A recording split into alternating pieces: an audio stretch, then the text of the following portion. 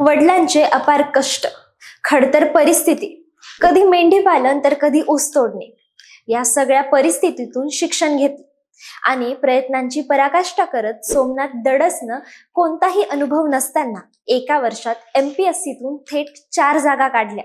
अतिशय हालाकीच्या परिस्थितीत देखील सोमनाथनं मिळवलेलं हे यश आणि या मागची त्याची कहाणी अत्यंत प्रेरणादायी आहे।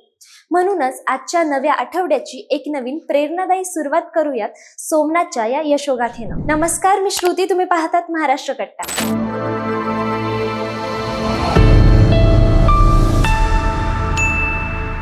माळशिरस तालुक्यातील मोटेवाडी येथील मधुकर दडस यांची घरची परिस्थिती हालाकीची होती।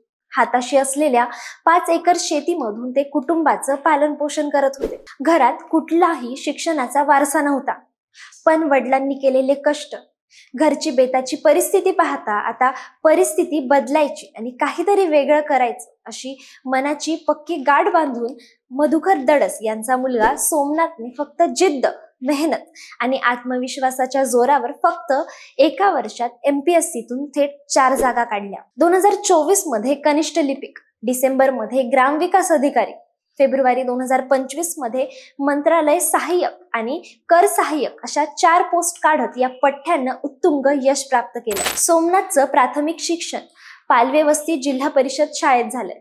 माळशिरसच्या क्रांतिज्योती सावित्रीबाई फुले विद्यालयात 5वी ते 10वी पर्यंतचं शिक्षण त्याने घेतलं। 11वी-12वीला फलटणच्या शेतकी महाविद्यालयात प्रवेश मिळवला।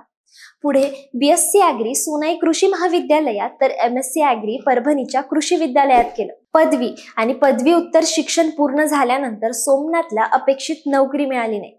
त्यामुळे सोमनाथची पावलं स्पर्धा परीक्षेच्या जगताकडे वळाली आणि सोमनाथनं मित्रासोबत पुण्याला राहून स्पर्धा परीक्षेचा अभ्यास सुरू केला। परीक्षेविषयी ना कोणतीही माहिती ना कोणाची ओळख, पण केवळ धाडसाच्या जोरावर सोमनाथनं MPSCच्या परीक्षा दिल्या आणि मेहनतीच्या जोरावर त्यानं वर्षभरात 4 पोस्ट काढल्या। 2 वर्ष अभ्यासावर लक्ष केंद्रित करून सोमनाथनं 2024 मध्ये कनिष्ठ लिपिक, डिसेंबर मध्ये ग्रामविकास अधिकारी, फेब्रुवारी 2025 मध्ये मंत्रालय सहाय्यक आणि कर सहाय्यक अशा 4 पोस्ट काढल्या।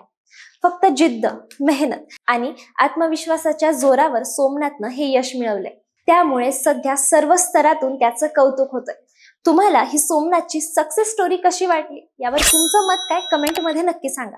व्हिडिओला लाईक, शेअर आणि महाराष्ट्र कट्टा या चॅनलला सबस्क्राईब करा। धन्यवाद।